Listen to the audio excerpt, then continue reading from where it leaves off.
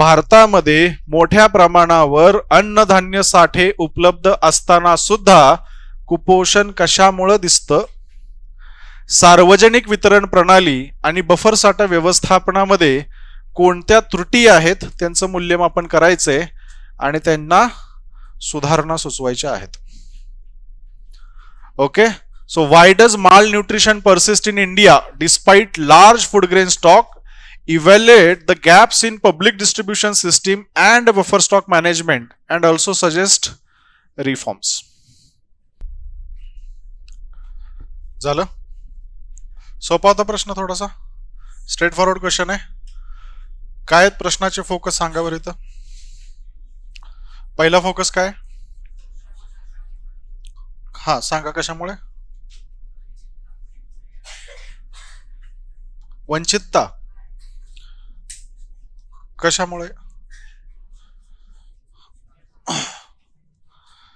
मोठ्या प्रमाणामध्ये अन्नधान्य साठे आहेत, कुपोषण टिकून आहे. काय कारण आहे?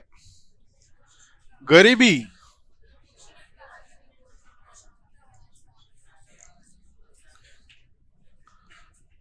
हा, एक्झॅक्टली.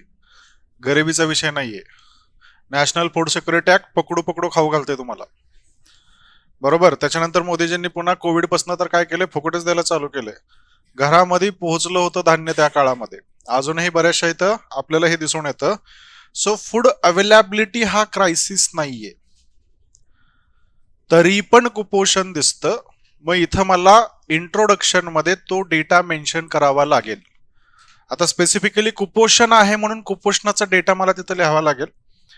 मग आपण लिहू शकतो की नॅशनल फॅमिली हेल्थ सर्व्हे नुसार आजही भारतामध्ये अराउंड 35% स्टंटिंग दिसून येते. स्टंटिंग म्हणजे काय? कुपोषण तिथं दिसून येतं. एवढी मोठी स्कीम आपण चालू केलेली आहे. स्कीम आपली 2012-13 पासून चालू आहे, त्याला 10-12 वर्ष झालेत, तरी पण 35% आसपास आपल्याला स्टंटिंग माल न्यूट्रिशन दिसून येतं. म्हणजे कुठंतरी मेजर डिफॉल्ट आहे. तो डिफॉल्ट काय सांगता येतो? आपण फोकस फूड सिक्युरिटीवर केलाय, जो की कशावर करणं गरजेचं आहे? न्यूट्रिशनल सिक्युरिटीवर करणं गरजेचं आहे. हा झाला आपल्या पहिला प्रश्नाचा किंवा पहिल्या टॉपिकचा आस्पेक्ट. त्याच्यानंतर पीडीएस मध्ये काय प्रॉब्लेम्स आहेत आणि बफर स्टॉक मध्ये काय प्रॉब्लेम्स आहेत. आता हे स्ट्रेट फॉरवर्ड होतं, ठीक आहे. पीडीएस मध्ये काय काय प्रॉब्लेम दिसतात आपल्याला? पीडीएस मध्ये काय काय प्रॉब्लेम दिसतात? लिकेजेसचा प्रॉब्लेम आहे. त्याच्यानंतर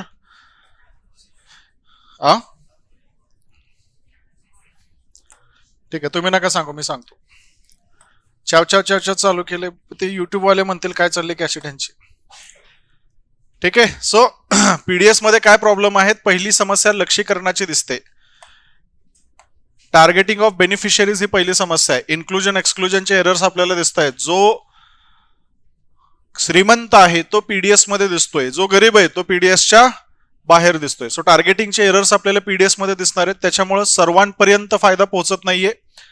आता याच्यामध्ये बघा, एक्झाम्पल आपल्याला सांगता येऊ शकतं की एक राष्ट्र एक शिधापत्रिका किंवा 1 नेशन 1 रेशन कार्ड असून सुद्धा लोक पीडीएस सिस्टीमच्या बाहेर आहेत.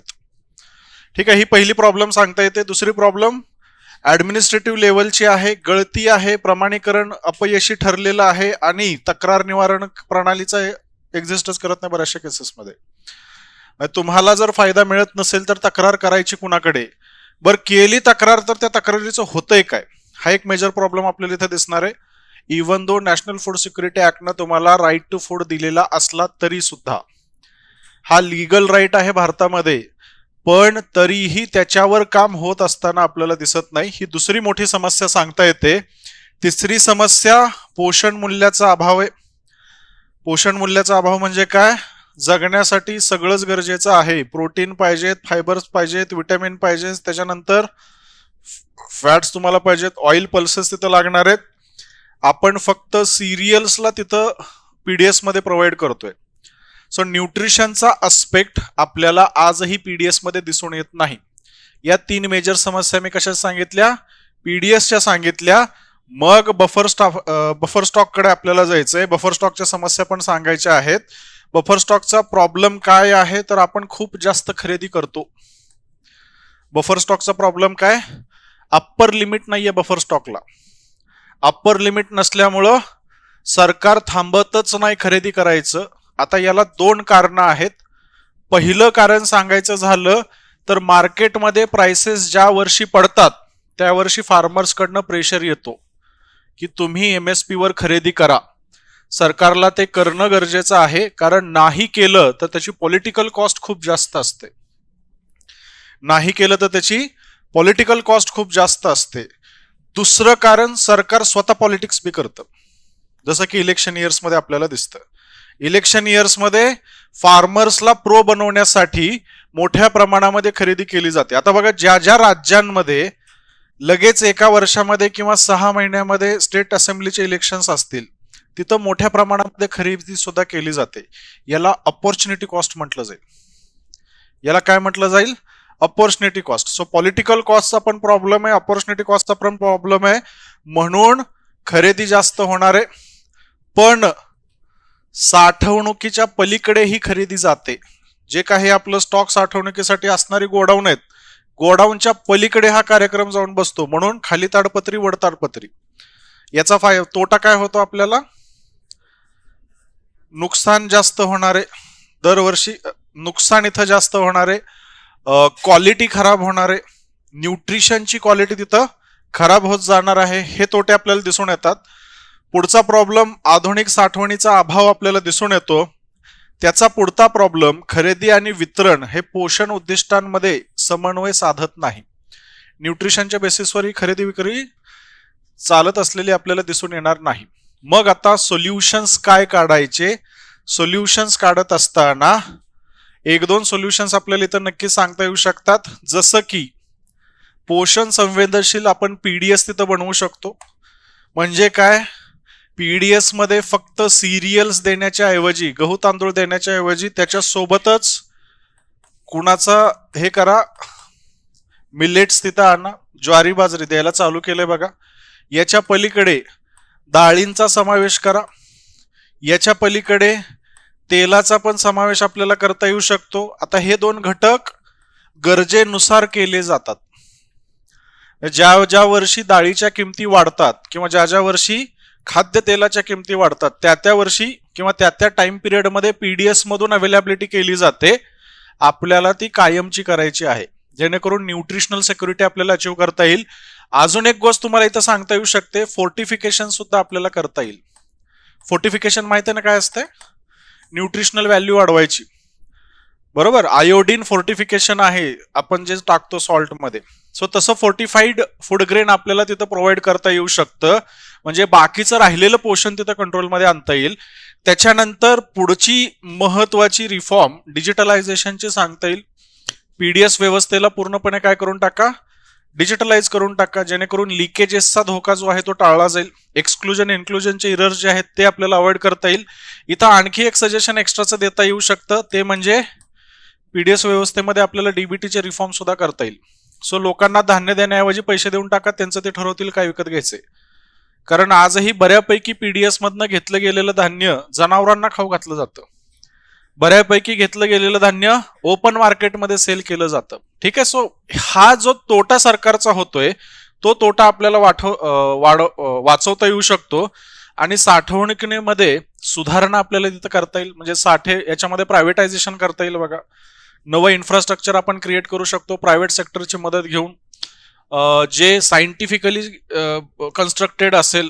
त्याच्यामध्ये आपण सध्याचे न्यू एज सायलोस तिथं तयार करू शकतो, जेणेकरून फूडचे जे लॉसेस व्हायला लागलेत, बफर स्टॉकचा जो प्रॉब्लेम आहे तो आपल्याला सॉल्व्ह करता तिथे येणार आहे. ठीक आहे. सो दोन दोन जरी तुम्हाला जमले, डायमेन्शन जरी तिथं आठवले जमले, तरी सुद्धा एक बॅलन्स्ड उत्तर इथं तयार होईल, कारण एकाच उत्तरामध्ये 2-2, 3-3 डायमेन्शन्स विचारलेत. सिंगल डायमेन्शन असेल तर 6 पॉइंट, डबल डायमेन्शन असतील तर 3-3 पॉइंट, 3 डायमेन्शन्स असतील तर 2-2 पॉइंट लिहा. चांगलं कव्हरेज तिथे येऊन जातं. आता या प्रश्नाचं कन्क्लुजन कसं करायचं?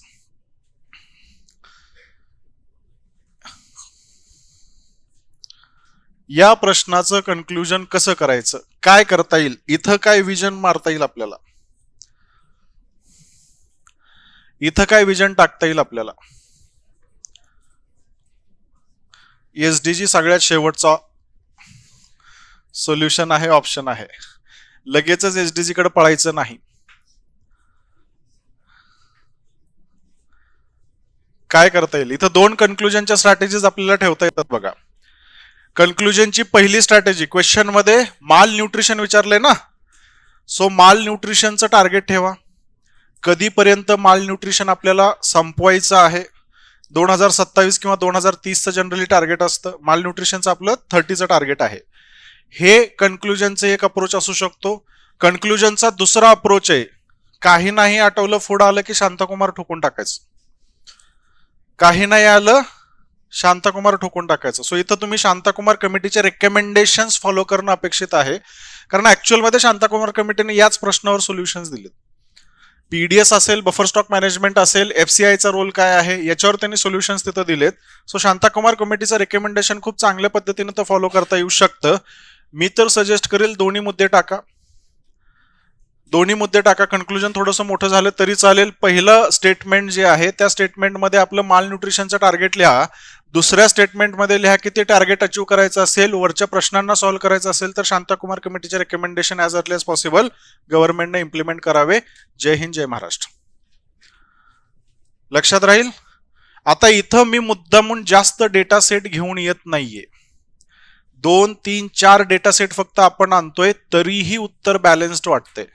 सो तुमच्यावर जो लोड येऊ शकतो की इकॉनॉमिक्सचं उत्तर आहे म्हणजे डेटा पाहिजे, लय मोठा नसला तरी चालतोय, पण त्या प्रश्नाला टार्गेट करणारा इफेक्टिव्ह डेटा फक्त आपल्याला तिथं पाहिजे. ही काळजी आपल्याला घ्यावी लागेल. ठीक आहे.